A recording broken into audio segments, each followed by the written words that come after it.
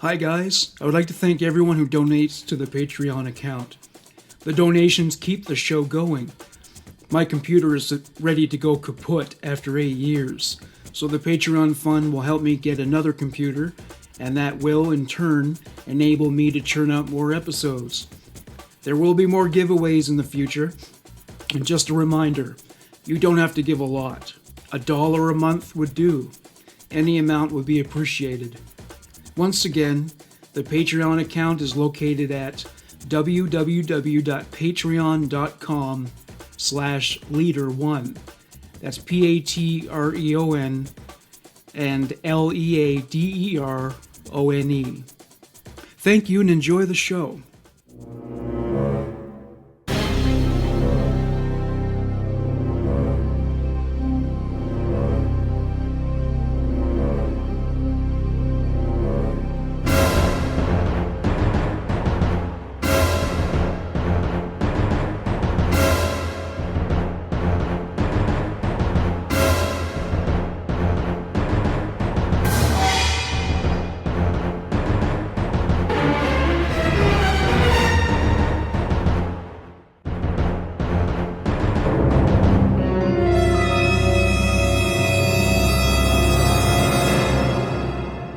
All right, welcome everybody to the True Crime Noise.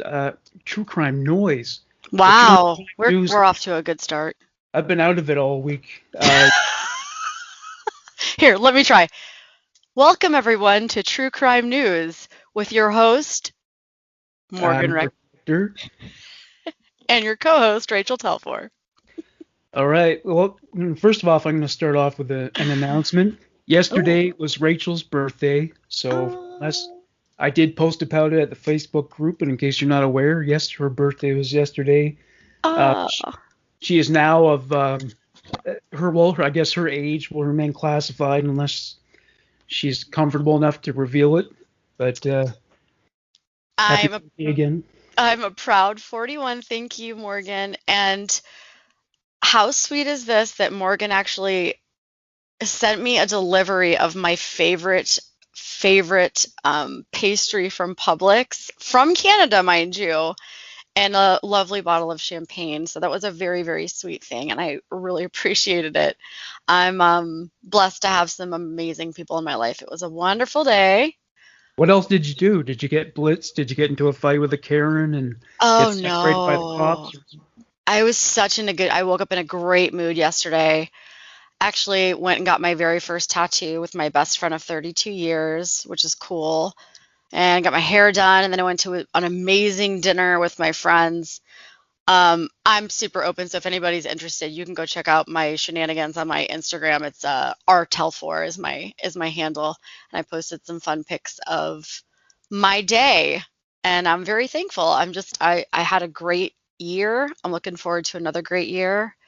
It was just a really awesome, chill, happy day. Well, there's lots of great things about getting older. It's not your health doesn't get better, unfortunately, but in a lot of ways you get better. You know what I'm saying? Like Absolutely. I wouldn't want to be a teenager again. I wouldn't want to be in my 20s again. I think there's a lot of things that I no longer care about that I cared way too much about back then. If you catch my drift. 100%. I'm the same way. I feel now at this age, I'm wiser. I definitely wouldn't go back to being in my 20s, and it's just you evolve and learn and grow, and you look at some of the youth coming up and you're like, oh man, you just have no clue. You just got to laugh at them and just, we were once there, but it's better to be on this end of things. So I'm owning it. I love it. I had a great day. I thank everyone who wished me well wishes. I appreciate it. Well, here's a great quote by David Bowie about aging. I think aging is an extraordinary process whereby you become the person you always should have been. I think that's very true. Absolutely. I can agree with Bowie on that.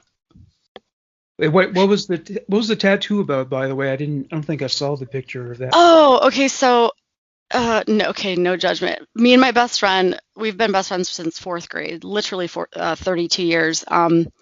And our favorite song since we were kids has always been Tupac's Life Goes On.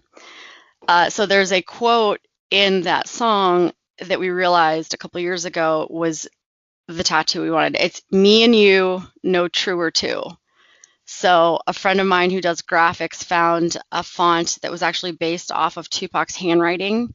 Oh yeah. So that's what we both got the same quote on our forearms. It was great. I loved it. Now I need more, which is bad. I don't know why I started getting tattooed at 41, but hell, why Like not, right? like a Garfield tattoo, or are you totally No, over? I'm past that. Yeah, I can't do Oh, okay. that. No Harry Potter tattoos? Ooh, I would. I've not. It's not on my list, but geez, I wouldn't be opposed to it. Well, who's your favorite character? I don't know if. Oh, Severus Snape. Yeah. I don't know who that The is. story was about him. I mean, it was heartbreaking. I cried my eyes out, but absolutely Snape. I've never read the books or seen the movies. I know who Oh, Harry damn it. Potter is. That's about it. Oh my God. I know it's like a wizard. That's it. I know nothing about it. He But was I kind of a thought pain I'd in the ask. ass. All right, so I'm going to go with the first story of the week. Excuse me. And What you got for me, Morgan? so the headline, this comes out of Germany, and this is couple who sold their son to pedophiles on the dark web are sentenced to prison. So a woman in Germany identified in accordance with German privacy law only as Baron T, who sold her own son to pedophiles on the dark web on at least 50 occasions, was sentenced to 12 years and 6 months in jail by a German court in the city of Freiburg on August 7, 2018. The woman's partner and stepfather to the victim, Christian L., was also sentenced to 12 years in prison in connection to the crime. After the man completes his jail time, he's been ordered to remain in preventative custody, which could keep him behind bars indefinitely. The boy was just 9 years old when the trial began in June 2018. So this goes back really far, disturbingly. Yeah. The couple was charged with multiple crimes, which included rape, aggravated sexual assault of children, forced prostitution, and distribution of child pornography. The couple themselves had also sexually abused the young boy for at least 2 years and made custom-tailored videos of the abuse for sale on the dark web. They also allowed multiple abusers to engage in sex acts with the boy, and these abusers were said to have paid as much as 10,000 euros or 11,600 American dollars at a time in order to do so. In one case, the mother allowed a German man to rape the boy, but declined the man's request that he be allowed to kill the boy too. That's pretty fucked up, eh? Dude. Along with the prison time that the couple received, they were also ordered to pay a total of 42,500 euros or 49,271 American dollars in damages to both the boy and another victim, a 3-year-old girl. It's unclear if the young girl is related to the couple or the son. The couple was accused of being a part of a larger pedophile ring. 6 other members were arrested in connection to the ring last fall following an anonymous tip. The boy now lives with a foster family, and local German authorities have been accused of failing to protect him from the abuse he endured. At the time of the alleged abuse, the mother's partner was not legally permitted to have contact with any children. The son was reportedly taken away from the family in March 2017, but the court sent him back to his mother and stepfather just weeks later. Ugh. In the United States, sentencing regarding sex abuse offenses varies from state to state. However, there are mandatory minimum prison sentences outlined by Congress for many sexual abuse offenses, many of which are related to the sexual abuse of minors. A minimum of 15 years prison is required for those convicted of the production of child pornography in all 50 states. A minimum of 30 years is required for the buying or selling of children for the purpose of producing child pornography.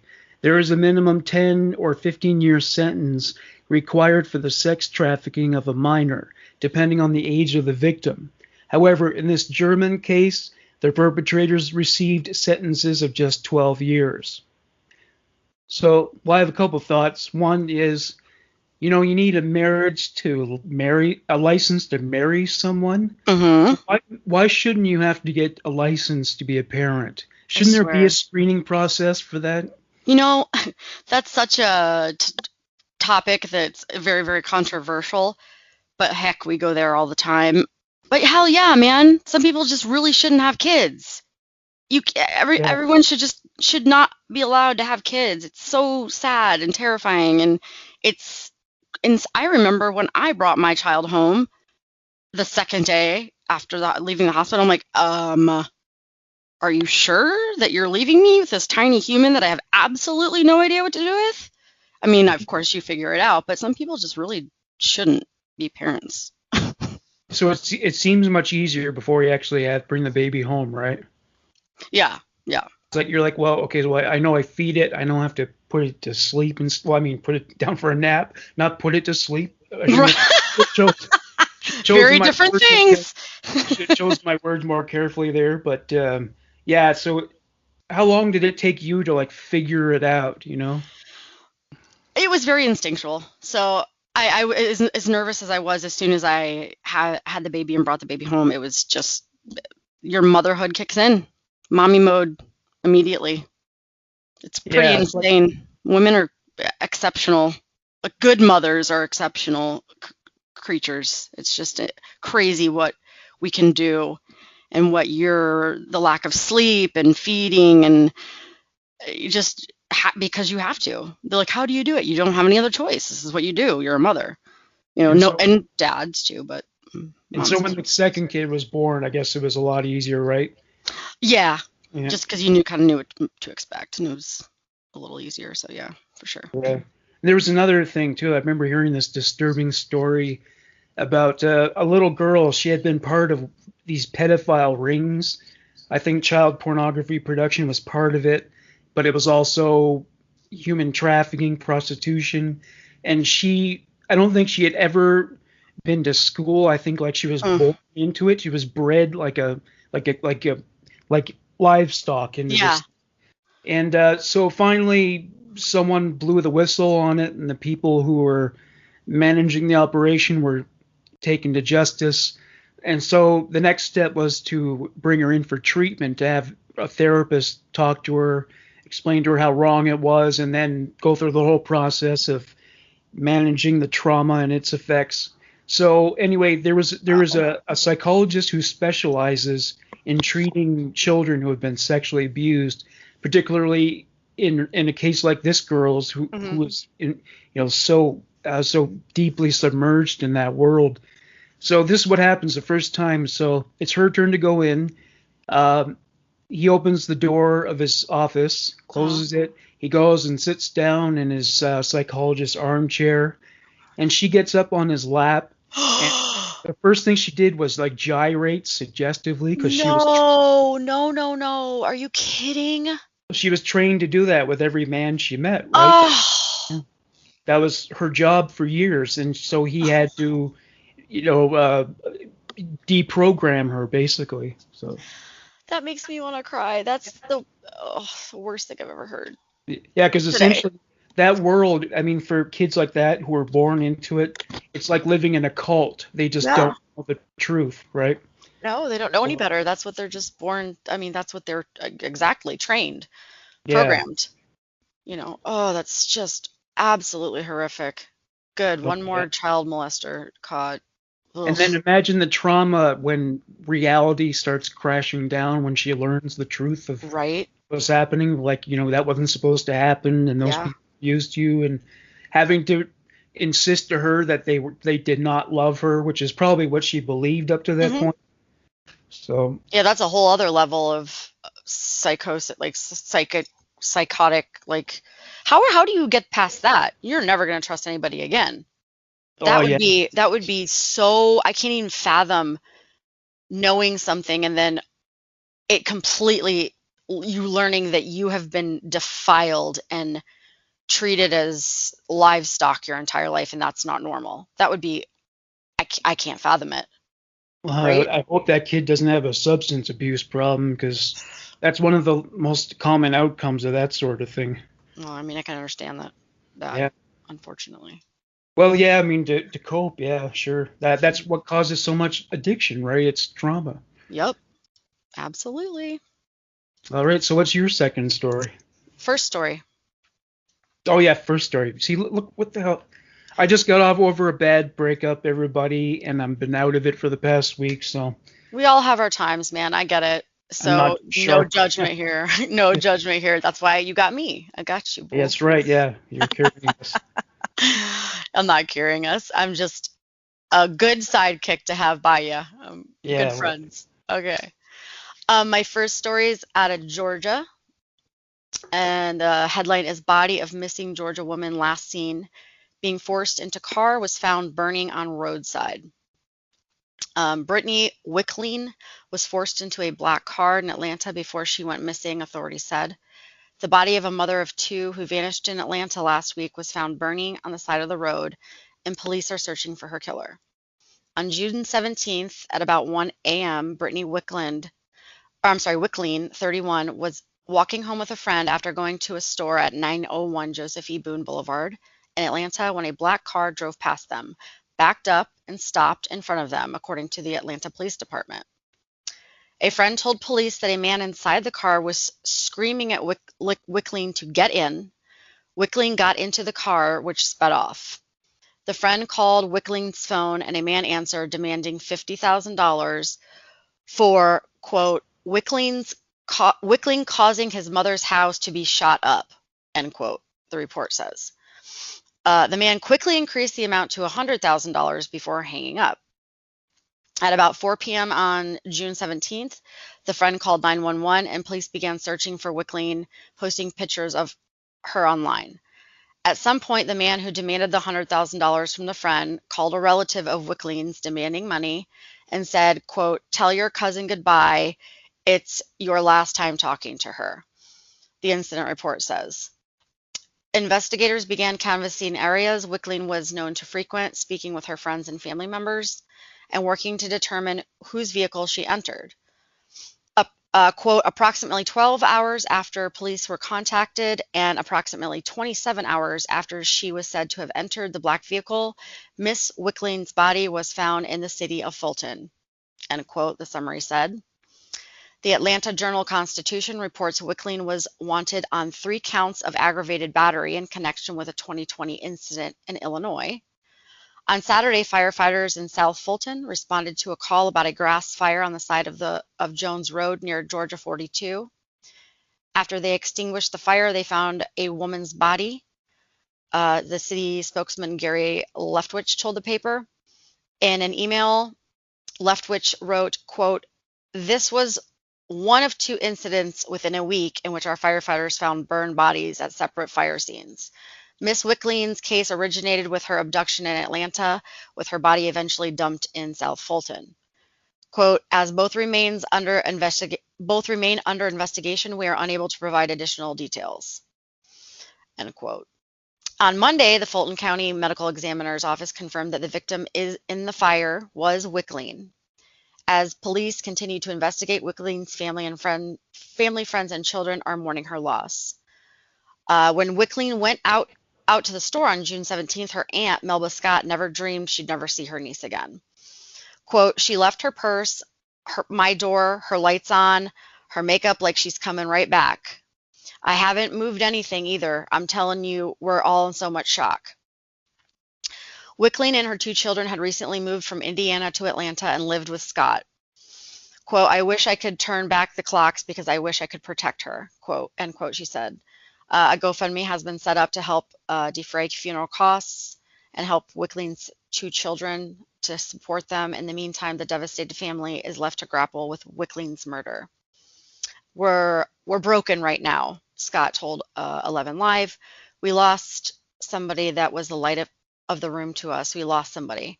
It's going to take years for us to heal. So. Yeah, it's every murderer that has deposited corpses on the side of a freeway has gotten caught. So they'll probably find there are 3 different serial killers who have been called The Freeway Killer. Mhm. I did an episode on one of them, Patrick Kearney. Yep. There are two others. There's one called William Bonin, and I forget the other guy's name.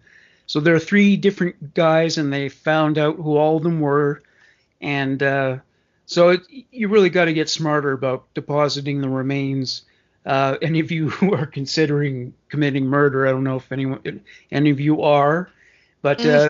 the freeway's a pretty public spot that gets a lot of eyeballs there. So better to venture a little deeper into the woods, let Yep. some animals scatter it around. Yeah, and also maybe not call and ask for ransom money, and also they know the vehicle, and apparently it sounds like it was retribution because they were blaming her for getting his mother's house shot up, is what it said. Yeah, yeah. So Yeah. Do you know anything about their economic background? Did you see it any? it was in Atlanta. It didn't say, so I'm not sure. So what did this happen in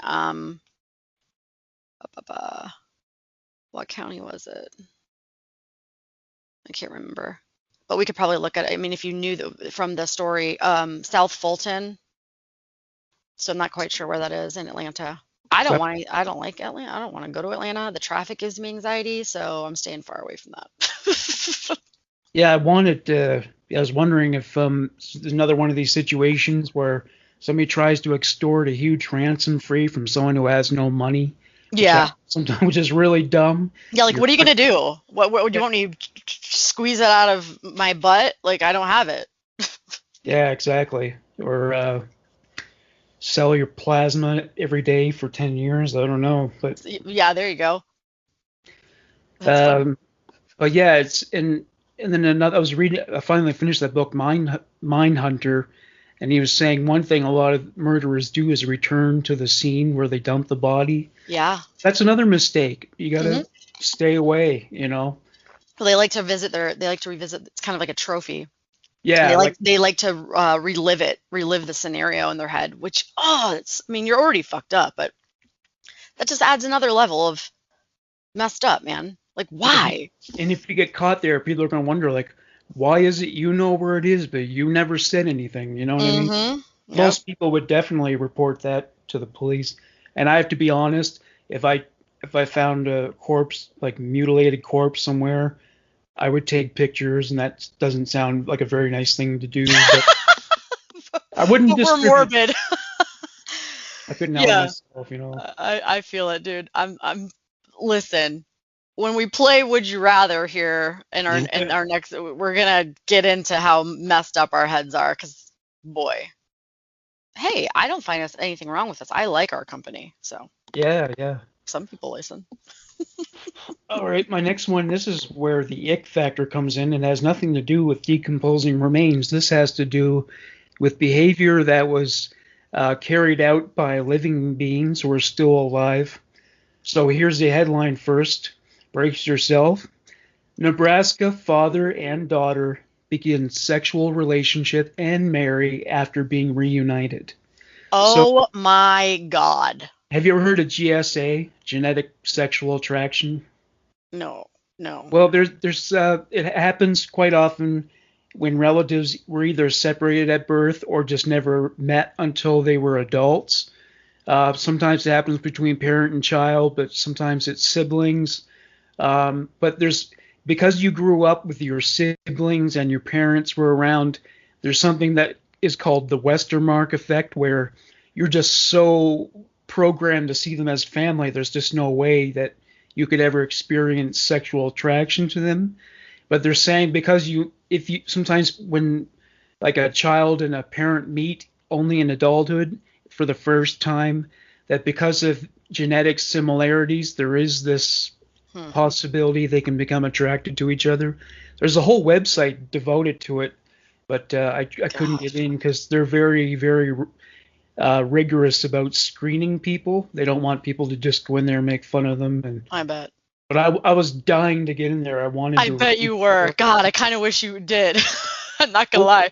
well, there are some stories online you can read about it, and it's interesting because these people describe like really, really intense sexual connection like they never had with anyone before. I have this picture I downloaded. It's roses are red. It says violets, but something's no roses are red, but something's wrong. And then you see there's this couple. The man has his arm around the woman, and he's wearing a T-shirt that says, "I met my wife on Ancestry.com." Oh my God, And that's you can see freaking. you can see the resemblance between them too. They're definitely relatives. So that was very So dueling. that's ridiculous. What before you go on with the story, what state was this? This happened in Nebraska. Okay, all right. Oof. Okay. Yeah, so Ugh. this is very dueling banjos. Yeah, exactly. Yeah, yeah. I'm trying to play it on YouTube, but of course they have to play an ad first, so Of course forget they that. do. All right. Yeah. Squarespace or some shit. So when Travis Fieldgrove was reunited with the biological daughter he never knew, the pair initially enjoyed a normal parent-child relationship. But then the relationship turned sexual, and the two were soon married, and now they're paying the price. According to the Omaha World Herald, 40-year-old Travis Fieldgrove of St. Paul, Nebraska, was sentenced to 2 years in prison on May 30th for felony incest. Meanwhile, the legal fate of 21-year-old Samantha Kirshner, Fieldgrove's daughter and wife, remains unspecified at this time. So people in the South constantly get this rap being accused of participating in incest. People just blithely assuming that people down there may be the products of inbreeding, but it can happen anywhere. Absolutely. Well, you did that According, whole story on the people that lived up in the they had the mountains. What was that story you did? That was Solar Clan, yep. yes, God, Uh, that was crazy. yep, If that's you haven't just listened to that episode, y'all, go listen to that episode because it blew my mind. that's like a four or 5 hour drive from my hometown. Oh, Jesus. So according to Kirshner's report given to police, she and Phil Grove first made contact approximately 3 years ago after she asked her mother to put her in touch with a father she never knew. The mother arranged a meeting, and Phil Grove and Kirshner soon entered into a father-daughter relationship. And though neither Fieldgrove nor Kirshner has commented much on how and when the relationship turned romantic and sexual, they've admitted that they had had sex apparently for the first time on September 10th, 2018. Then on October 1st, they were married. Wow. So, I mean, this was intense. This happened pretty fast. That's not even a month later. Yeah, that's crazy. So, or just over a month. Yeah, it's less than a month. It's like 3 weeks. How old was Dad? She was 21. How old was Dad? He was, let me see. Um, so she was 21. He was 40. Okay, wow. Old enough to know better. Mm-hmm. So court records show that police first spoke to Fieldgrove and Kirshner about their relationships in September after receiving a tip from Kirshner's mother. Both parties soon admitted that their relationship was romantic and sexual, though they each said they believed they weren't actually father and daughter at first. But I've seen a picture of these two people. You can definitely see a resemblance. Yeah. Whether this was a lie told to police remains unclear. Either way, DNA tests have since confirmed that they are indeed father and daughter. The two were then arrested in January, and further details quickly came to light. Fieldgrove, for one, told authorities that he initially didn't believe he was truly Kirshner's father because his name was not in her birth certificate. He has since said that he regrets the entire affair and feels embarrassed, while his attorney has said that he suffers from a brain injury and is not a high-functioning person. Duh. Okay, guys. I gotta send you the picture sometime. He does look like a I'm gonna, motherfucker. what's Stupid his enough. name? I'm gonna Google His it. name is was it Fieldgrove? Okay. Travis Fieldgrove. Yeah. Okay. Continue Yeah. story. Where was I here? Okay, yeah. So for her part, Kirshner initially denied the sexual nature of the relationship to police before recanting that denial. She then told officers, according to an affidavit, that her motivation to have sex with her father stemmed from a jealous competition with her half-sister regarding who could have sex with her father. So she and her half-sister were competing over who would get to bang their own dad. Wow, reach for the stars, eh, Rachel? Oh my God, they really, really look a lot alike.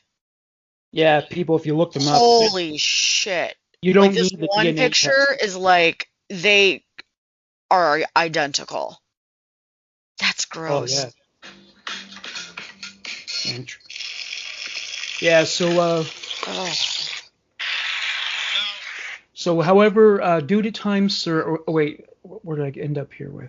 Yes, following the reveal of these details, both faced felony incest charges.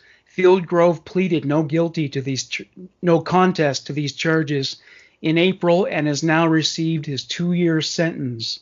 However, due to time served and an agreement to undergo 12 months of post-release supervision in which he can have no contact with Kirshner, Fieldgrove is set to face only 144 more days behind bars.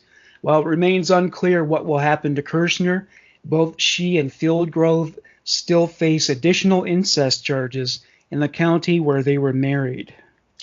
I'm thinking maybe they need some therapy instead of prison. So, I mean, I know incest, there's reasons why you don't infiltrate or, get with your family because that causes genetic problems and stuff like that. But jail isn't really going to help this situation. Some therapy definitely should be needed.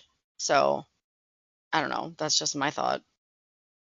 Yeah, there's an interesting case too. I remember on like Dr. Phil, this brother and sister had no idea that they had the same father, and it's interesting because in most of these cases, it is the man who breaks it off. And then another one I read about a brother and sister became involved, and the brother decided to end it, and his sister went to the wedding when he married another woman, a woman he's not related to, and she's still in love with him, and so it was devastating. She had to go to the wedding to keep up appearances, but like at the whole time, it's like imagine watching someone you're deeply in love with get married to another person, and you're forced to stay there. Yeah, that's weird.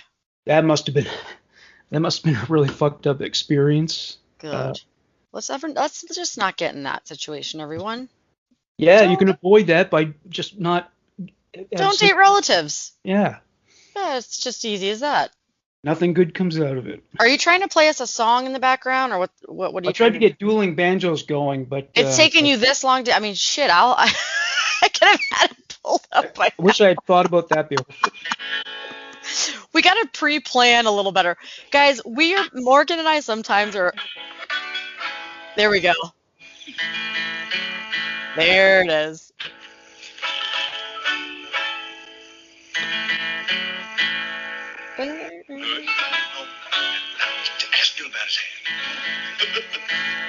It's that scene and the rape scene. Those are the only two scenes I paid attention to in that movie. In Deliverance?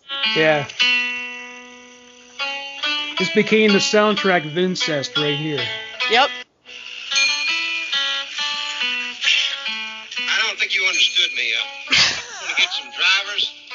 Yeah, that kind of sums it up too. Actually, I don't think you understood at all. But yeah, so yeah, we sometimes have off weeks, but we work well under pressure. But if I actually took the time and had sound, you know what? We'll work toward that, Morgan. We'll work toward having little sound bits maybe in our stories if we Well, I just ever hope get I on don't it. end up with a copyright claim on YouTube because True. maybe they won't catch it. I don't know. We do not own the rights to this music. We don't. No. There you go. All right. So what's your next story? Okay, is in Virginia. Headline: 3 suspects now face murder charges and death. Dismemberment of Spotsylvania man. So, yeah, here we go. Dismemberment. Yay. 3 people were indicted by a special Spotsylvania County grand jury on first-degree murder and more than 80 other charges Monday in connection with the February slaying and dismemberment of 20-year-old Dylan Wetzel. This is a new story. Wetzel's remains were found February 1st in trash bags off Panucky and Finney Roads in western Spotsylvania. He had been shot in the head and killed prior to being dismembered with a cobalt axe. Bronwyn C. Weeks, 22, Dominic Samuels, 19, both of Spotsylvania, and Brennan E. Thomas, 19, of Woodbridge, are all already in jail on charges connected to Wetzel's death, but until Monday, no one had been charged with murder. All three were indicted on charges that include first-degree murder, murder by mob, which I've never heard of, interesting, abduction, strangulation, concealing a dead body, 3 counts of using a firearm in the commission of a felony, 12 counts of shooting during the commission of a felony, and multiple counts of conspiracy. Each suspect is charged with at least 27 offenses. Meeks is additionally facing 4 counts of soliciting others to act as accessories after the fact of murder and 2 counts of threatening witnesses in writing. Stupid. According to evidence presented at a preliminary hearing last month, authorities were alerted to Wetzel's remains by Thomas's grandfather, who said he saw his grandson and another young man leaving the woods that night. In a 911 call played in court, the grandfather said Thomas told him he had shot someone after the victim came at him. After the younger men left, the grandfather walked into the woods and saw the bags. He was clearly distraught during the phone call, at one point mentioning a bloody axe and saying, quote, "Oh my God, I'm just tripping out. What the fuck did he do?" End quote. Special Prosecutor David Sands also presented text messages between Meeks and Samuels that seemed to implicate them in the crime. Meeks and Samuels were dating at the time. In one text, Meeks wrote, "We are fucked because it was done so fucking wrong," end quote. Sands, who was called in as a special prosecutor because Meeks' mother was part of the Spotsylvania Detective Division at the time of the slaying, also showed video of Samuels and Thomas purchasing an axe from the South Point. What store? Walmart. There you go. All right. Details about what led to Wetzel's slaying have still not come out in court or in court records, most of which have been sealed. The 3 suspects apparently attended Massaponax High School together at some point, according to the evidence, and the case is still ongoing. Did they graduate? Does not say. Probably not. Okay. I saw a picture of them. They are not the most savory looking of characters. Did they look like they were in special ed? Well, they look like they might commit crimes. Just saying. Like a kind of along the lines of like Otis Toole and Henry Lee Lucas. Do they have that? Oh God, Henry Lee Lucas. He is the most hideous person. I can't even deal. That guy. Well, I had this theory about Otis Toole. I think the police just leaned on a really dumb guy and convinced him to confess to tons of murders because it made them look good. Just like David Parker Ray. How often does that happen, though? Gosh, that makes me sick. Not very often. I just think that guy was just too dumb to pull off all those crimes. Yep. You know, exactly. I mean, he looks dumb. You look at his fucking face. I mean, I know. As far as this method of disposing of the body to put it in the garbage bag, first of all, it's not garbage. It's composting. Yep. And yet you should. That's one way to get rid of it. Chop it up, put it in with, egg shells and all your old used food, and it'll come out that way, I guess. Yeah. That's. Do they look like criminals or what? Yeah, so they look like they would end up pumping gas and probably were. So. Yeah. Well, actually, then again, nobody does that anymore, right? No, Nobody. I don't know. I haven't seen a place like that in a very long time. I would be happy to have it back, though. Yeah, no one bags your groceries or pumps your gas. I still get my hey, listen, Publix will bag the shit out of my groceries for sure. Oh, I mean, but they won't take them to your car, right? Yes, they will. They do? Oh, absolutely. Wow. And you're not allowed to tip. Wow, that's amazing. That's why Publix is the best. Service with a smile. And the best almond bear claws, apparently. The best. Oh, God, they're so good. All I right. did come home after my night last night. I wasn't completely drunk, but I'll tell you what, I shoved that thing in my mouth You did pretty it. quickly. Hell yeah. What did you have for dinner? Oh my God, we went to this amazing it's it it's a oh, what do you call it? Not Brazilian, a Korean barbecue. Oh yeah. So they have all this really fancy meats, and they cook it right in front of you on the little stove, and they have all these like Korean side dishes. Oh, is that hot pot? That's what they call it? Or I don't know. It's just it's so it's no, it's a Korean barbecue. oh yeah, We had like Wagyu beef, and we had like just this amazing steaks. There was just mouth watering, and all these little sides to dip them in. Oh, I haven't eaten so much in my life. I could barely move when I left. yeah, that's what your birthday's all about, right? Excess, Yes. Treat overdoing myself. it. Treat yourself. That's right. So my next story. So we've all heard the urban legend of uh, people passing out like razor blades in Halloween candy, which has never been proven. It was an urban myth. But here's a real story of somebody putting razor blades and also screws into consumer food products. So, man pleads guilty to putting razor blades in pizza dough sold at supermarkets. A man accused of putting razor blades and screws in pizza dough at supermarkets in Maine and New Hampshire pleaded guilty Thursday to a federal count of tampering with a consumer product. So that's a felony, I guess, right? A federal charge. Absolutely. So the FBI could have busted him if they hadn't found him first. I almost did this story. I'm glad I didn't. Oh, really? Nicholas Mitchell's agreement calls for a sentence of up to 4 years and 9 months for the crime that led to a recall of pizza dough at Hannaford supermarkets in 5 states. The recall later extended to Shaw's and Star Markets. Mitchell, 39, of Dover, New Hampshire, was arrested in October 2020 after razor blades were found in pizza dough sold at a Hannaford store in Saco. 3 customers bought the tainted product in Saco and discovered the blades hidden in the dough, prosecutors said. Product tampering also occurred in Hannaford stores in Sanford, Maine, and Dover, New Hampshire, prompting investigations by the police department in those communities as well. Mitchell was a former employee of It'll Be Pizza, the Scarborough, Maine company that makes several brands of dough, including the Portland Pie Company dough that was allegedly tampered with. Mitchell originally faced 2 counts of tampering with a consumer product, but 1 count was dropped under the agreement.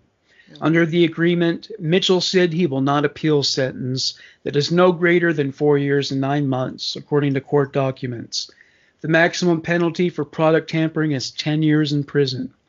A sentencing date has not yet been set. This doesn't sound that bad, but can you imagine if you ate a piece of pizza and your fucking tongue got Or torn your off? kids. Yeah, your Yeah. kids, God forbid, swallowed a fucking razor blade.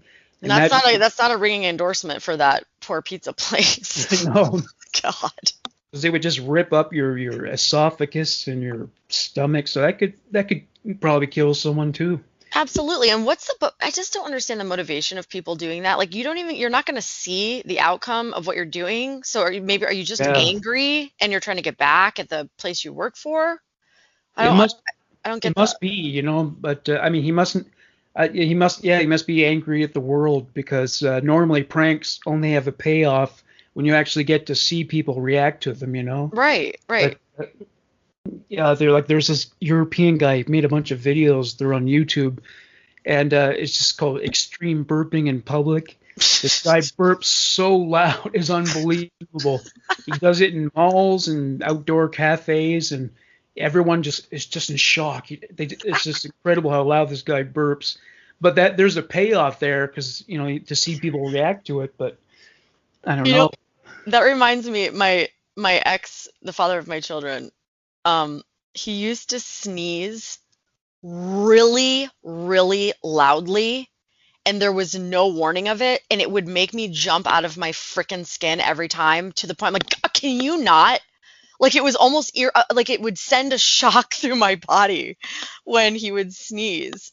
And I was like, Seems like that's something you could control. I know. It's like, are you purposefully pushing it out to make it freaking louder? I remember one time I swear this happened. I was pregnant with my first child. He was sitting right next to me and sneezed, and the baby jumped inside of my stomach. Wow, Swear to God. that's not. Well, it's funny because I notice a lot of like elderly people do that, the scream sneeze, God. where they get to a point. I guess they just think I don't give a fuck anymore. Yeah. Sneeze as loud as they want. I'll fart. I won't say excuse me. I'll burp out loud in front of mixed Annoyed the company. shit out of me. I was just like, you can control that somehow, or just warn me. I don't know, something. It took 10 years of my life away, probably. Close his mouth or something. God bless America. So what's your next story? Oh, well, it's a Mother of the Year story. Texas woman arrested for allegedly leaving 3 daughters in hot, filthy house for weeks, police say. This is in Converse, Texas. A Texas woman was arrested for allegedly abandoning her children for 2 weeks after police found the kids in unsanitary conditions at their residence. WOAI TV reports San Antonio police officers investigated when an unidentified woman reported she was allowing 3 kids to shower and eat at her home. The neighbor called police on June 14th, according to San Antonio Express News. All 3 girls, ages 11, 13, and 15, told the woman their mother had left them unattended at home on June 3rd, the last time they had seen her. So she left on the 3rd. This was on the 14th when the police were called. Shit. The girls had been attending school by day, then going to the neighbor's house to eat and shower.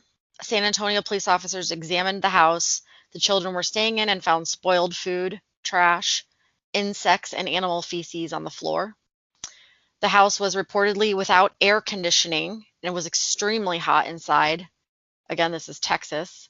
The outdoor temperature was 98 degrees at the time.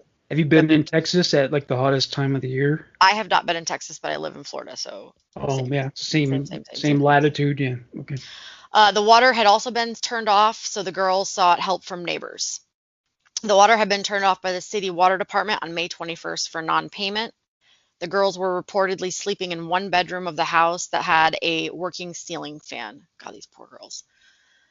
The 15-year-old told police that Lorraine Sue Garza, 45, who had adopted all 3 of the girls, took the family's only cell phone when she left on June 3rd. Lorraine Sue Garza was arrested on Friday, June 18th, and charged with 2 counts of child abandonment. The girls were removed from the home by the Texas Department of Family and Protective Services. So, adopted mom just left them. Yeah, I mean this Poor girls. happens far too often with adoption and foster homes, and Yeah. a lot of these kids start out being abused, and then they go on to even equal or even worse abuse in some cases. Yeah, I'm glad the neighbor called though. I mean, I wonder how long it took for her to call since they were going over there every day to eat and shower. Yeah, So that's finally the woman must have realized, like, okay, there's something wrong here, and called authorities. Thank God. well. I mean, anytime you have children from next door coming to you asking for food or water, Yeah, it that's, would immediately be a red flag for me. yeah, wearing dirty clothes, that sort of thing. Yeah, that's Mhm. pretty sure sign some neglect's going on. Absolutely. Okay, my next story. Former priest and 2 dominatrixes charged with vandalism. Excuse me, after alleged altar threesome. So Travis, Oh. yeah, one of these Good women looks like one of them looks like a typical dominatrix too. So Travis John Clark allegedly engaged in a threesome with Mindy Lynn Dixon and Melissa Kamen Chang on top of an altar that has now been burned by the church. A former Louisiana priest and 2 dominatrixes have been charged with vandalism for allegedly having sex on top of a Louisiana church altar. A person was walking by Saints Peter and Paul Roman Catholic Church in Pearl River on September 30th when they allegedly saw a half-clothed priest through the church's windows engaging in a threesome with 2 corset-clad dominatrixes on top of the altar. Travis John Clark, 37, then pastor of Saints Peter and Paul Roman Catholic Church. So he was a pastor at the time. Sounds about right. Yeah, as well. Well, at least he wasn't sexually abusing kids. Hey, you know what? That is a positive. So I think this is forgivable. I'd He prefer didn't. Yeah, dominatrix over children. So you're right. all There's a little positive check there. yes, these women were. Mindy Lynn Dixie was 41. Melissa Chang was 28. So they were consenting adults. So Yep. there you go. So while the three were originally charged with obscenity counts last fall, on Friday the Saint Tammany Parish District Attorney's Office announced those charges had been reduced. The three have now faced one count of institutional vandalism each. They are accused of knowingly vandalizing, defacing, or otherwise damaging property and causing damage valued at over $500 and under $50,000 at the church, according to the district attorney's office. Attorney Bradley Phillips, who represents both Dixon and Chang, told NOLA.com on Friday that the district attorney's office has rightfully chosen not to pursue obscenity charges against my clients. And I'm wondering, as far as these charges go, maybe because the Christian religion has so much more power in the United States than it does in my country, that Mm-hmm. I think if at the worst in my country, they would be punished by the church itself, but Right.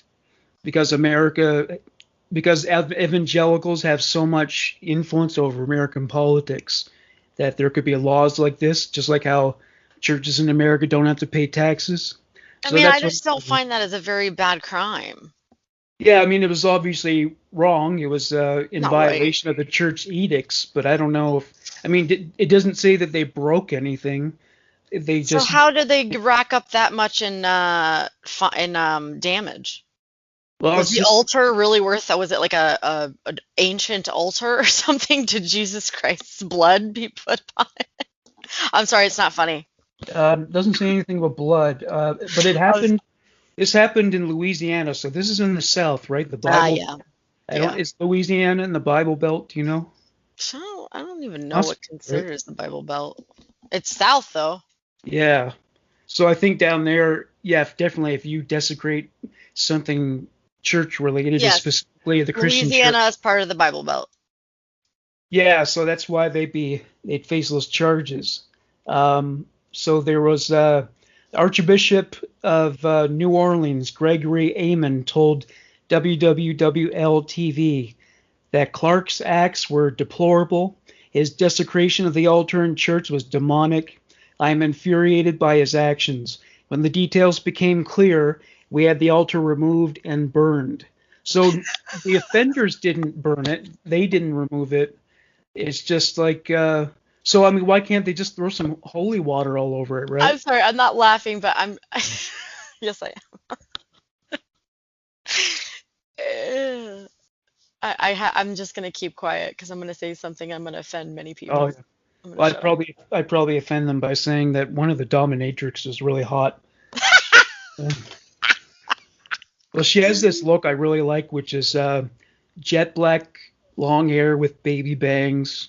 It Um, sounds, yep, I can picture the type. yeah, pale white skin. I really like kind of the Morticia look. I like Yeah, that yeah. a lot. So Yeah, she just had, throw some holy water on it, man. You don't have to burn the whole thing. Gosh.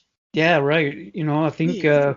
I mean, the fact that they just had sex there, it's not like they burned a pentagram into it or anything like that. Or yeah, or like spilled blood of a goat. Just in sex. So Jesus. yeah, so that the fact that there's not much separation between church and state in the South is the reason why that case has even exists at all, I think. Yep. Yep. So They up here, the priest would just be fired. That'd be the end of it. So. they take religion real seriously down there. Oh yeah. All right. So what's your next story? So I have another serial killer story I found. Um, Oh, recently in the news, but his crimes are from like way back, so I'm liking this stuff. And genealogy comes into it again. hmm. So, yeah, trucker charged in serial killing faces scrutiny across US. This is out of Iowa City, Iowa. Investigators from multiple states were looking Thursday into whether a long haul trucker from Iowa who's implicated in 3 women's slayings in the 1990s, could be responsible for other unsolved homicides. Officers arrested Clark Perry Baldwin, 58, in Waterloo on Wednesday after new DNA evidence allegedly tied him to 3 women whose bodies were dumped in Wyoming and Tennessee. Court documents allege that he also raped and choked a woman in Texas in 1991. Detectives with the Iowa Division in Criminal Investigation are looking at any connections that Baldwin may have had to other cold cases. Special Agent Mark it's Crapfl. Hmm. Craffle. We'll say Craffle. Oh, He said okay. he said other agencies were also scrutinizing Baldwin, who traveled the country because he was a trucker. Hmm. Quote, obviously there are several cases that need to be followed up on, said Craffle, who confirmed that agents interviewed Baldwin after his arrest.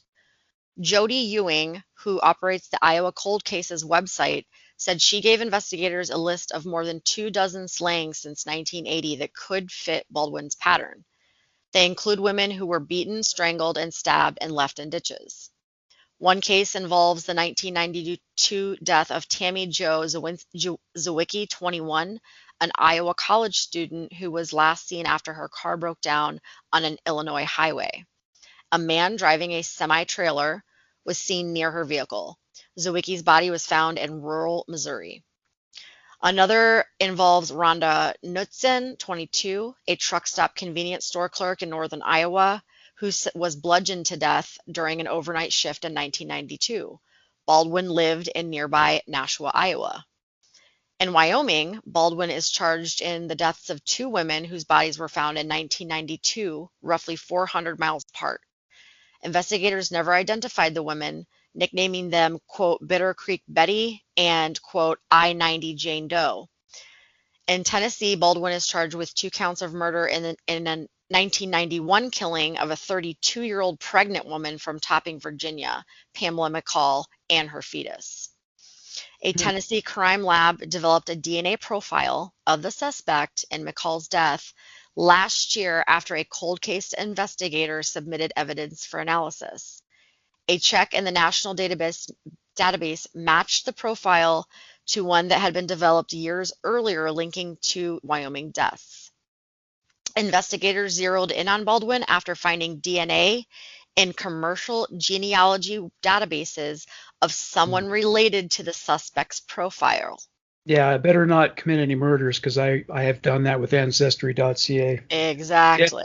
Yep. So last month in Waterloo, the FBI secretly collected DNA from Baldwin's trash and a shopping cart he used at Walmart, and testing revealed that it was a match. Tennessee District Attorney General Brent Cooper praised investigators for bringing this serial killer to justice. Quote, I'm also very happy to be able to give Rose McCall's mother a chance to see justice for her daughter and granddaughter's murders, he said. A similar allegation of violence against Baldwin helped investigators make their case. Court documents say that Baldwin allegedly raped a female hitchhiker from Kansas and Wheeler County, Texas at gunpoint in his truck in 1991. The 21-year-old woman told police that Baldwin struck her on the head, bound her hands and mouth, and tried to choke her to death. He allegedly admitted to the assault and was released pending grand jury proceedings. Ultimately, he wasn't prosecuted. Baldwin, who has previously lived in Nashua, Iowa, and Springfield, Missouri, was a cross-country truck driver for Martin Transport. Baldwin's name also surfaced during a 1992 homicide investigation in Iowa.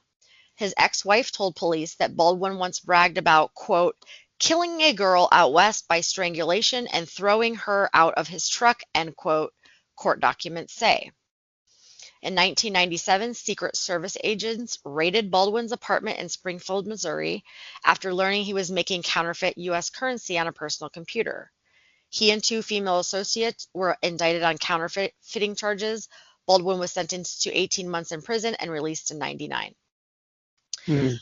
Baldwin is being held currently without bond at the Black Hawk County Jail. In the court hearing Thursday, he didn't challenge his extradition to Tennessee, where he is expected to be transferred in coming weeks and eventually face trial first. The charges stunned Jazz Baldwin, 32, of New Hampton, Iowa, who said she learned 2 years ago that Baldwin was her father after she purchased a DNA test kit. The two had been in contact over Facebook since then, she said.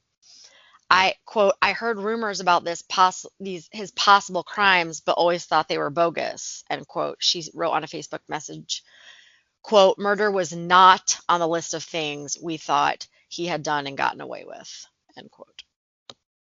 I think trucking is probably one of the best professions for a serial killer because I was thinking the same thing. especially if you're doing long hauls like coast to coast. Yep. You're never in one place very long, and so by the time they find the body, you're gone. And a lot of prostitutes service those truck stops, and a lot of prostitutes disappear. Absolutely. So, it's kind of like, yeah, you're right. I mean, if you were going to be, and then you're not really in one spot for very long, so people kind of don't recognize you right off the bat. And you're traveling all the time. You're in dark places.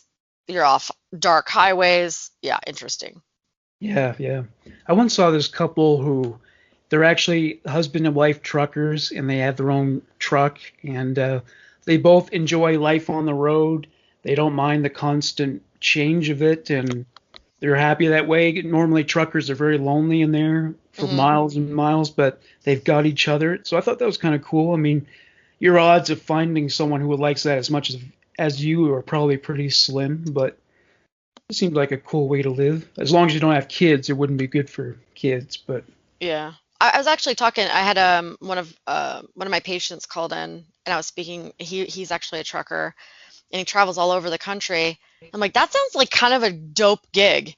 Not having to talk to people, just getting to listen to my podcasts all day, driving around, seeing the country. I don't know if I could drive a giant semi, so that kind of sucks. But it sounds like I'd be in if I didn't have kids. Well, they make great money. Oh yeah, well you can also drive the regionals, so that I think most of the time you drive those within the day or maybe a couple of days. So you don't necessarily have to drive like all the way down to Los Angeles or something. I'd kind of want to do that though. That's how you see the country and you get paid for true. it. That'd be really cool. It's supposed to be a very understaffed industry, which is why the deadlines are insane. Like, there are guys, you're only legally allowed to drive for 14 hours a day, but there are guys who drive more because they have tight deadlines, and they get to a point they start falling asleep at the wheel. Yep. But I don't know.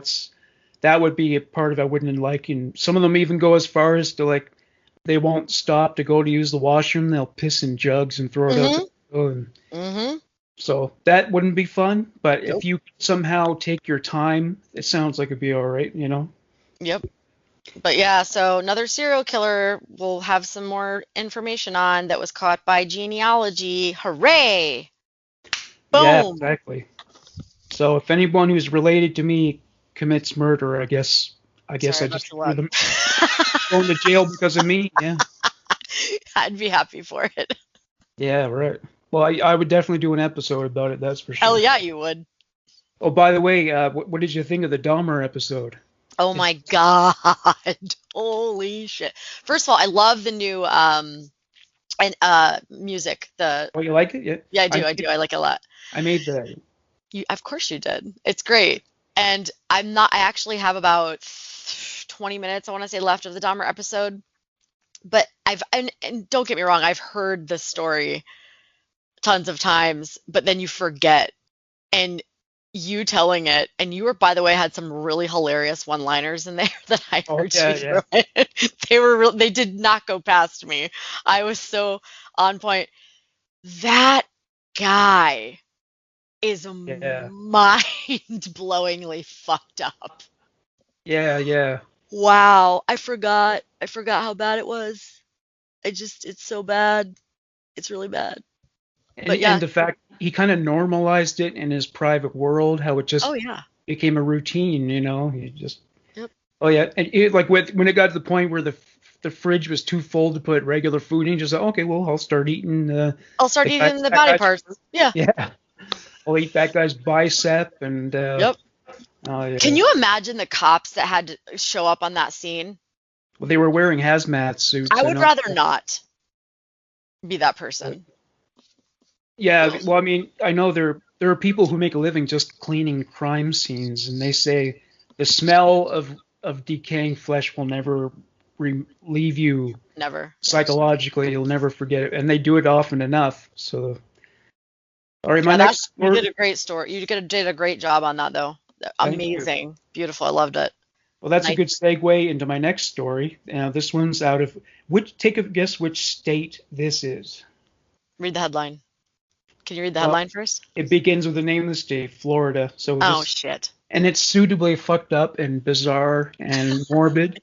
Of course. Florida men accused of stealing remains of veterans. So these guys can't be very popular right now. Oh, They fuck went to them. They dug up military veterans from a What? cemetery for a religious ritual. Brian Montalvo Tolentino and Juan Burgos Lopez allegedly robbed 4 graves to collect skulls and remains for a Palo Mayombe shrine.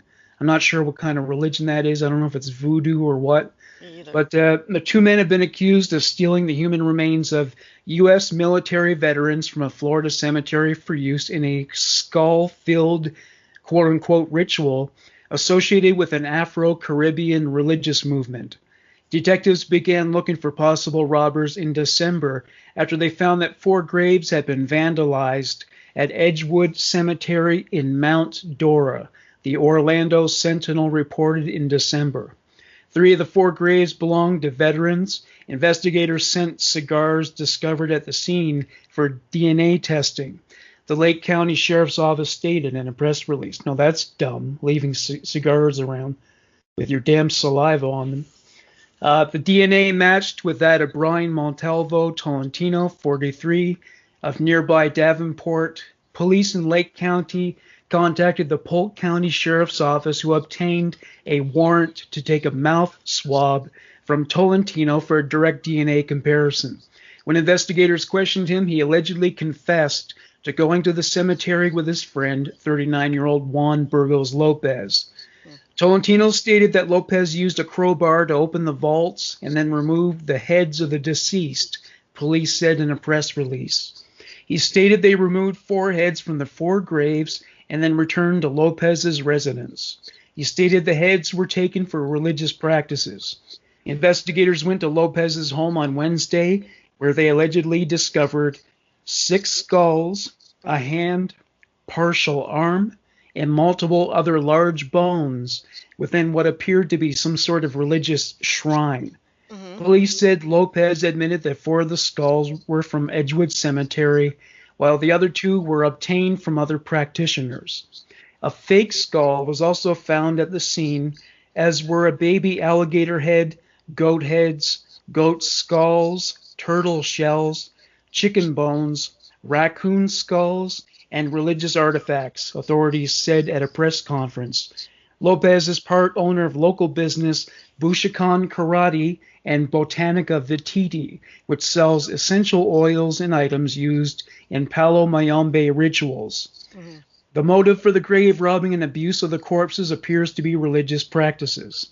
Lopez considers himself a Tata, or a religious leader, and produces YouTube videos discussing different rituals. I gotta check that out.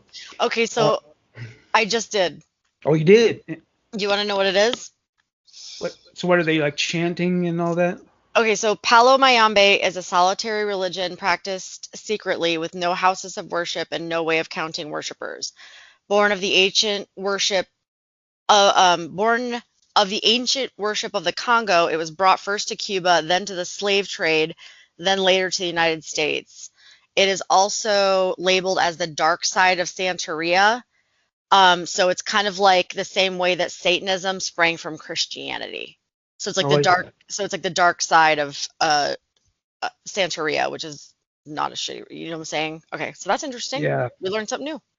So, judge said that the men claimed that spirits led them to the cemetery and to those particular graves, and they admitted they conducted a ceremony that consisted of drinking Bacardi rum and smoking cigars at the cemetery before breaking open the graves. Well, that sounds like a vacation in Cuba to me. No But shit. anyway, yeah. That's what I did when I went to Cuba. Tolentino has a criminal record that includes a previous arrest for cocaine possession, drug possession with intent to distribute, grand theft, and armed robbery of a bank. So, yeah, they named the veterans whose graves were robbed. Army and Korean War veteran Henry Britton, Mhm. Army and World War I veteran Albert Carr, Marine Corps member and police officer Calvin McNair, and a Good Samaritan and adult caretaker Annie Thaniel. Hmm. You know, you can actually buy real human bones. I mean, I think they're really expensive, but you don't have to go and rob graves or kill people. Absolutely not. And did they recover? I hope they recovered these remains and were able to put them back where they were, because that's just about the most fucking diabolical shit. To steal veterans, Yeah. screw you, dude. Find other fucking skulls. It makes me wonder what they do, like when they bring them back to the grave. Like, do they assemble them in a skeleton formation? I don't I know. would hope somebody would take the care to do the best that they could. Yeah, I don't know what the protocol would be, but they had the altars they set up. It's like just a bunch of bones sticking straight out in different directions. There was no real design scheme to it. Yeah, I So saw the pictures when I Googled it. It's just it's about what you're picturing. It's exactly what it yeah, is. yeah. All right, what's your next story? Next story is a Florida story. Um, and I think it's kind of gotten a little bit of traction here in the States. So you guys, some of you might have heard of it. Girls found dead in Broward Canal were sisters, cops say. Police are looking into mother. The last time anyone saw two sisters, Destiny and Daisha Hogan, was less than a day before their young bodies were found in a Lauderhill canal. On Wednesday, two balloons with the words "Princess" written on them served as a makeshift memorial near the spot where the body of one of the girls was found. Lauderhill police named their mother Tanessa Hogan as a person of interest at a news conference Wednesday evening. Neighbors said Hogan, who was known as Precious, has been carrying a Bible and on at least one occasion asked people if they wanted to be baptized. That's funny, we're doing a lot of religion today. Yeah, right. Hey? Marie Williams, a neighbor, told the Miami Herald that on Monday she saw Hogan swimming in the same L-shaped canal the young sisters would be found in hours later. Hogan asked the neighbor if she could baptize her kids, who were under the age of 14. The neighbor declined and brought her children inside. Good job. Yeah. Quote, I was more concerned for her, she said. Quote, I should have been more cautious. I mean, you're cautious for your kids. That's important. This Yeah. conversation happened between 5 p.m. and 6 p.m., Lauderhill Police Lieutenant Mike Bigwood said. The last time Destiny 9 and Daisha 7 were seen alive was around 5 p.m. that day. On Tuesday, just after noon, at least two 911 calls came in reporting a possible body in the canal at the 2200 block of Northwest 59th Way. Quote, I need you guys to come to see if there is a little girl's body in the water, end quote, one caller said to dispatch. Quote, I can't tell if it's a mannequin head, I mean a mannequin body, or a body that's been in the water for some days, end quote. When officers responded, they found Destiny's body in the canal. About 9 hours later, Daisha's body was found. Destiny was found behind the Habitat 2 condominiums in the 5900 block of Northwest 21st Street, and Daisha was found in the 2100 block of Northwest 59th Way. A nearby neighbor shared with the Miami Herald, who was wearing a gray shirt. A video of Daisha's body, who was wearing a gray shirt with three cartoon black women on it. Her hands and feet were pale white, and there was a white substance on her face. The sisters are from the area, police said, as well as their mother, but records show she has ties to Daytona Beach. Hogan also has family outside the country, who police noted that they have contacted. Flyers were shown to neighbors Wednesday with Hogan and the children's pictures as authorities investigated. Neighbors Michelle Golden and Shakima Birch sat near the canal and said they had seen the sisters playing before, never imagining that something like this could happen. Bigwood said Hogan is not under arrest, but she has been contacted. The woman in her late 30s also has been questioned. Has not been questioned, he added. Another woman, sorry. Not the mom, but a different one. The case is being investigated as a suspicious death and as a criminal investigation, which Bigwood said is routine. He also added that the community at large is not at risk. It still was not clear how long the girls' bodies had been in the canal of their cause of death. Police are making a plea to the public, specifically to the community of Central Lauderhill, asking if anyone knows the family, the children, and or are familiar with their relationship. Police are also seeking information on whether the family belonged to any churches or organization.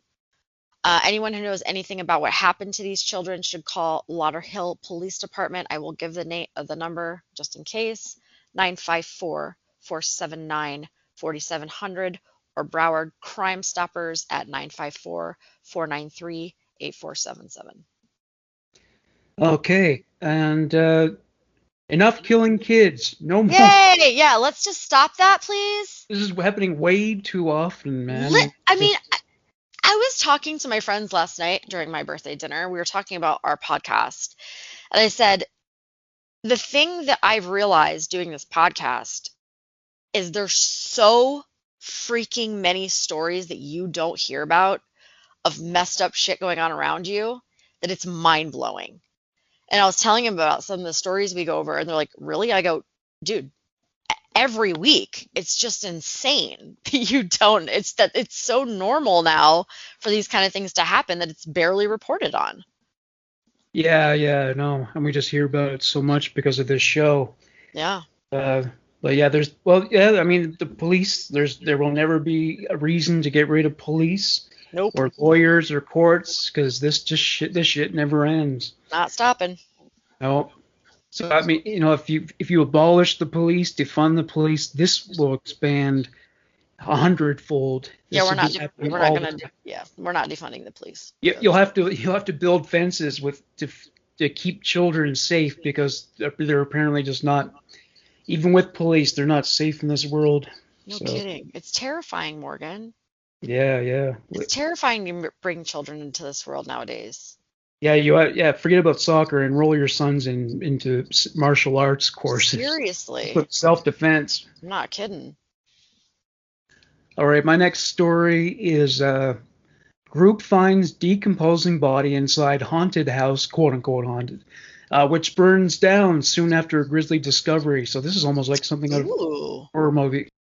This story takes place in Norway, South Carolina. Riley Robinson says he can still smell the rotting corpse found in a deep freezer at an abandoned home in Norway, South Carolina.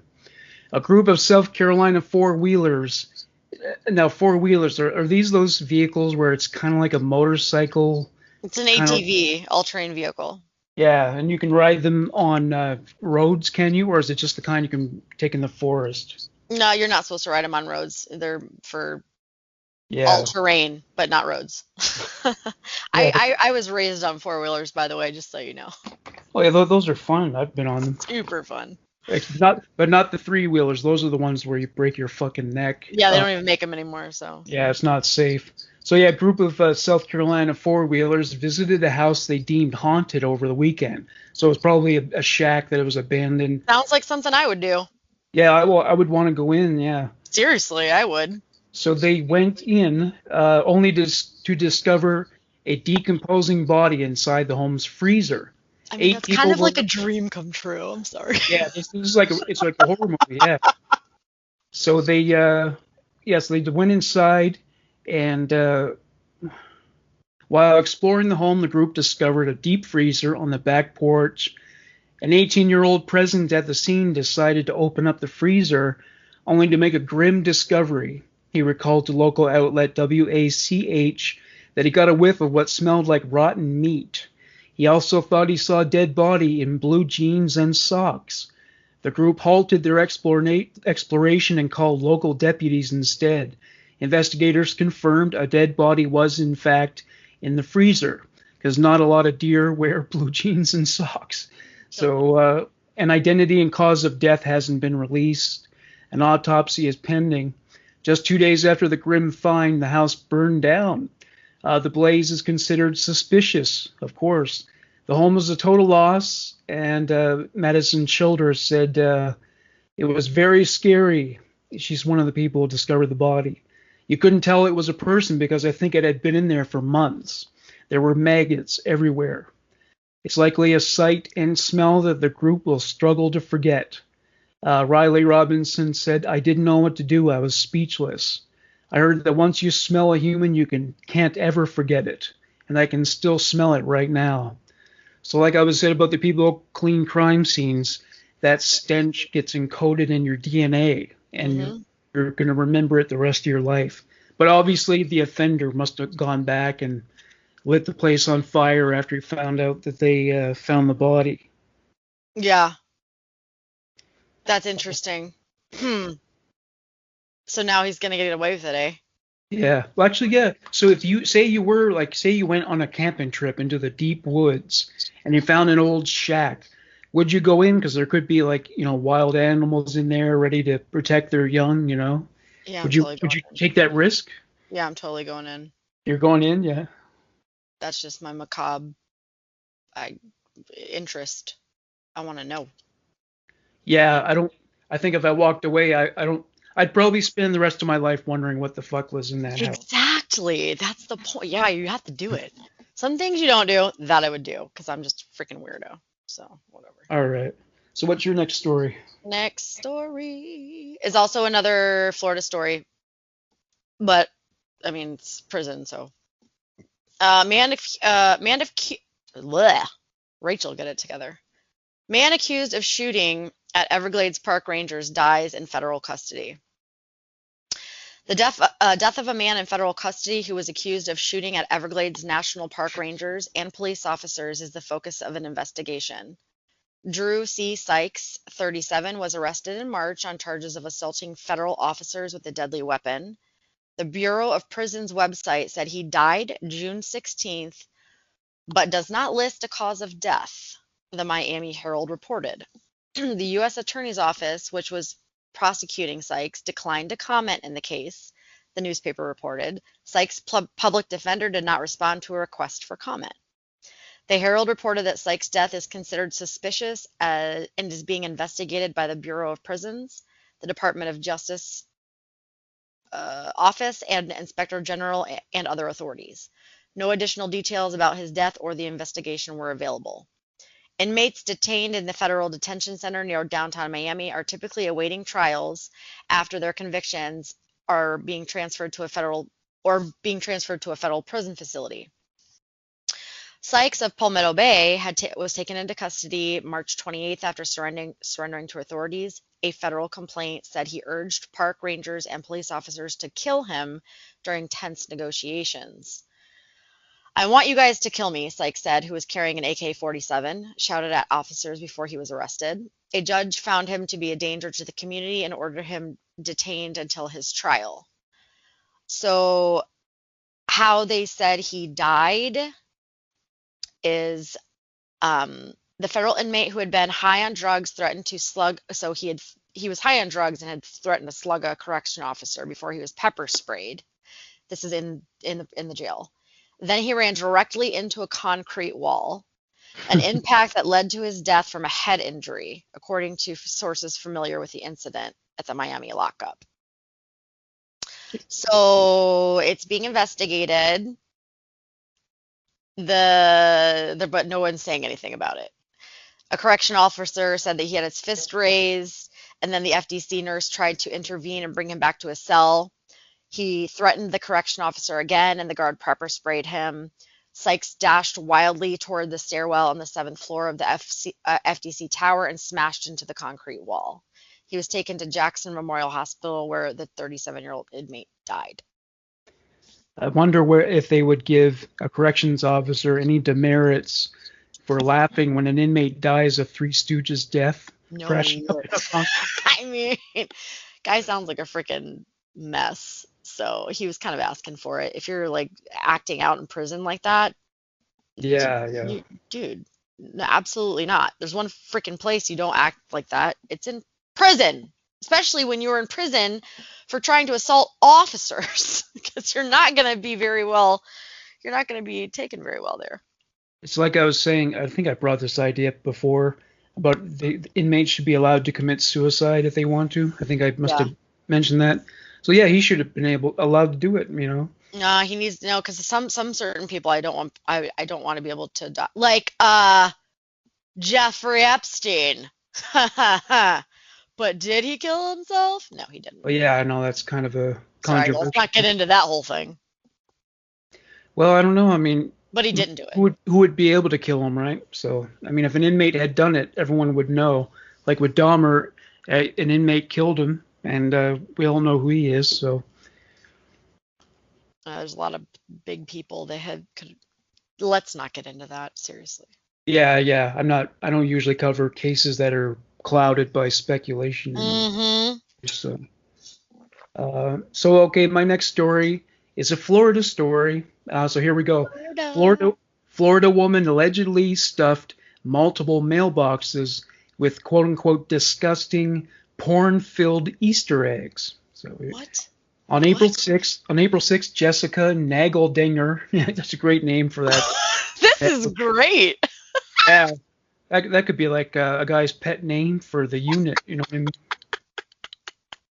This was a victim's name. I shouldn't make fun of that name. Jessica Nageldinger's family received an unwelcome Easter surprise in the mailbox of their Florida home. Earlier that day, her brother-in-law discovered a toy Easter egg in the family's mailbox, but what they found inside the plastic orange shell shocked them. He said, "The last thing I did expect to see was opening an Easter egg would be pornographic pictures. It was just random and weird.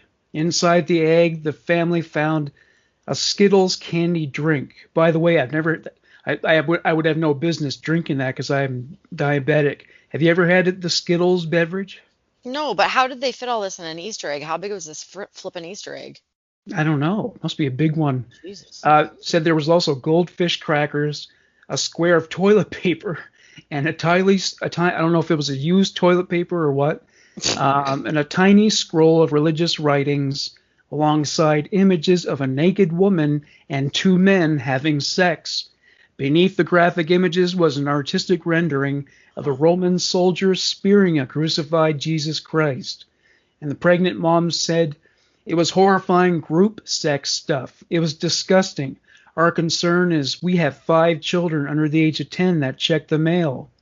Nageldinger, who is currently living with her sister's family, said they were also fearful the anonymous mailer could be spreading COVID-19. That was their first concern, was that someone was spreading the virus. That's what we thought was on the piece of toilet paper. A day earlier, Nageldinger recalled seeing a gray Honda Cruise down the block. She saw a person get out and place something in her sister's mailbox, but at the time didn't find it suspicious.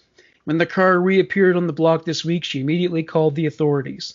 April Sestoni, 43, later identified as the alleged messenger of the pornographic Easter eggs, was arrested on a Florida parkway by Flagler County Sheriff's deputies shortly afterwards. Where is Flagler County? I think it's up north. It's not near me. North. She was charged with 11 counts of distributing obscene material. Don't do that. And also, no, go ahead. This thing came up on my Facebook newsfeed today about people are now come up with this idea to use cloth toilet paper because you can reuse it and it's good for the environment. But I wouldn't want to have to wash that. You know what I'm saying? Yeah. No, absolutely not. But this also sounds like, I'm sorry, Flagler is actually south. It's on the other coast. Oh, it is? So, yeah. This sounds like an alt-right, uber crazy religious person who's trying to like make you feel like a piece of horrible crap for having sex, maybe. Yeah, that could be You know it. what I'm saying? Like, oh, you're like the people who hold up aborted fetuses, giant pictures of aborted fetuses outside of Planned Parenthood. Like, don't do this type of a thing. It could be, or maybe it's someone who comes from like a dysfunctional family and they feel like this grudge against everyone who comes from a good family, like, Yeah. and I understand that feeling of alienation you go through the rest of your life when your family was fucked up and you see people who have these loving, close-knit, normal families where everyone's sane. Yeah. But I wouldn't go and do that, but I get it. So, Yeah, trust me, I think both of us have had some family trauma, and I'm not doing any of that. So just be better. yeah. BetterHelp.com, y'all.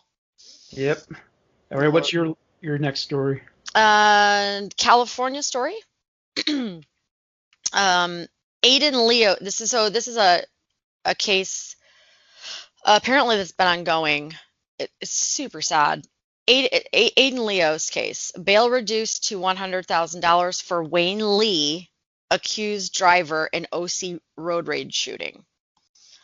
So a judge on Friday reduced bail from $500,000 to $100,000 for the woman accused being the driver in the shooting of a 6-year-old Aiden Leos, a boy who was killed in a suspected road rage shooting on a freeway in Orange County. If Wayne Lee, 23, does post bail, she'll be required to surrender her passport and will be barred from leaving the state without permission. She will also be banned from driving, will have to submit to GPS monitoring, and will be barred from having any contact with co-defendant Marcus Anthony Ariz or the family of the victim. Her 24-year-old boyfriend Ariz remained jailed without bail. He is alleged to have fired the fatal shot from Lee's vehicle while she was driving May 21st on the 55 freeway in Orange County. Investigators said the couple allegedly became involved in a confrontation with Aiden's mother, Joanna Clunan, on the freeway. According to court documents, Lee's vehicle cut off Clunan and the HOV lane on the northbound side of the freeway, and Lee threw up a peace sign gesture with her hand as she drove off with Ariz in her white Volkswagen.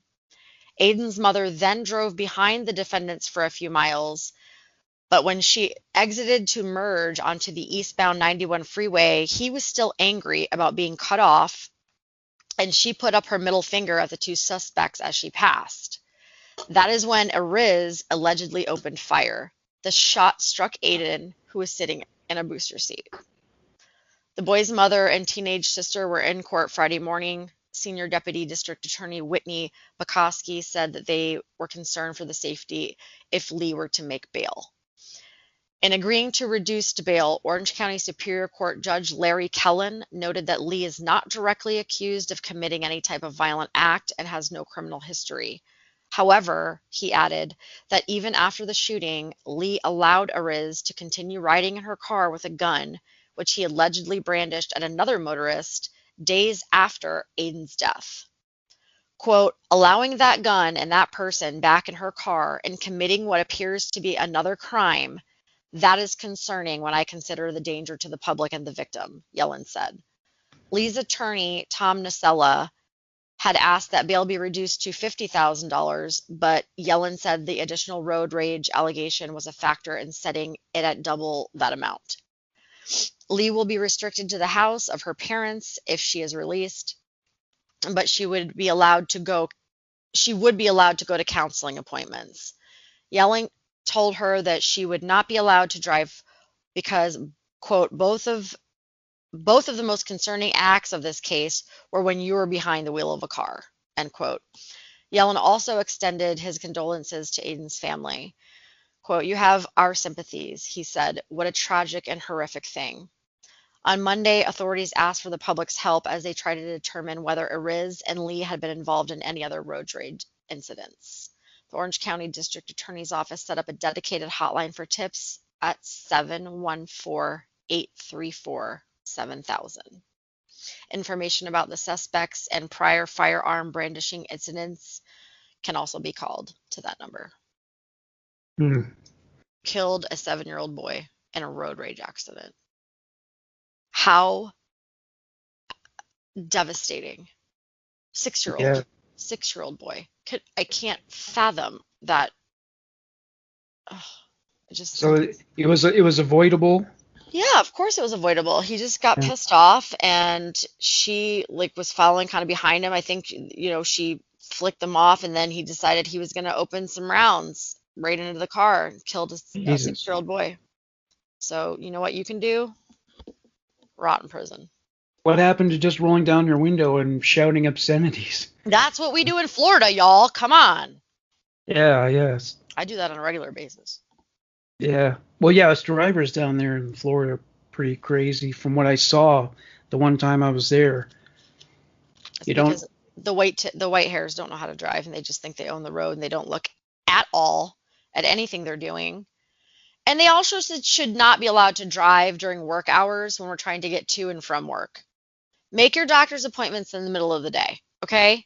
Because we got shit to do. Yeah, that's Y'all are right. on vacation. Y'all are retired. You're clogging up. You're on the way to the beach. But that's a whole Florida story, so no one will get that. Dorothy Zbornak on your tail. Exactly. Rose Island, yeah. No, actually, Rose would probably let people pass. She would. She would. Yeah, yeah. And Dorothy would be smart enough to book her appointment in the middle of the day. Yeah, that's right. She'd be the loudest. She'd yell at people. That's for Hell sure. yeah. Yep. So, thanks everybody for listening to True Crime News, and join us next week. I'm Morgan Yes, Hector. please. And I'm Rachel Telfor. Okay. Have a wonderful week, y'all. Have a good one.